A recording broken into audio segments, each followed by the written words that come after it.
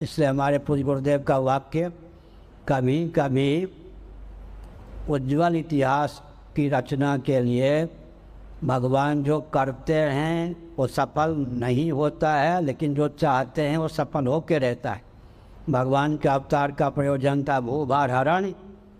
वो अगर दुर्योधन आदि मान ही जाते तो नारद जी की जय हो। भागवत में लिखा है, कंस तो मस्त मौला होकर बैठा था, आखिर बहन है, लाडली प्यारी है, तो इनकी 8वें गर्भ से चिंता है ना। नारद जी ने आखिर क्या किया उसको, अरे भाई तुम होश में हो या बेहोश में, भागवत पढ़िए, तुम्हारे आसपास सब देवता लोग हैं, ये जन्म लेकर आए हैं, तुम्हें मरवाने वाले हैं सब, तो तुम इनको अपना परिकर समझते हो, सब आसपास तुमको घेरे हुए हैं, देवता के अवतार हैं। और बिना बजाते हुए चल पड़े। बेचारे की जो दुष्टता दबी हुई तो भर गई।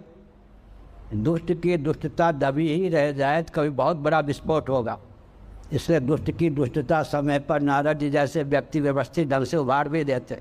बेचारा मस्त वाला बैठा था, 7 से खतरा नहीं 8वें से खतरा है ना।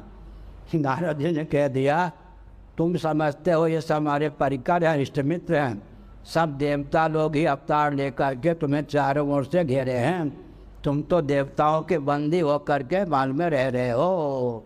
बीना बजाते हुए चल पड़े। तो जो उसकी दबी हुई दुष्टता थी उभर आई।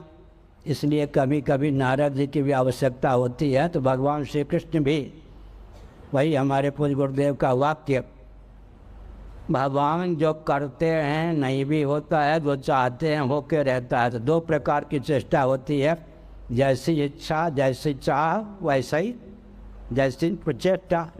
चाह और चेष्टा में एकत्व। कभी कभी इच्छा कुछ और चेष्टा अलग, कहीं पर निगाहें कहीं पर निशाना, कहीं पर निगाहें कहीं पर निशाना। तो पांडवों का पवित्र त्यागमय स्वरूप उद्भाषित करने के लिए 5 गांव दे दो, इससे ज़्यादा तो झुक नहीं सकते थे। तो फिर भूभार हरण करने के लिए तो आए थे।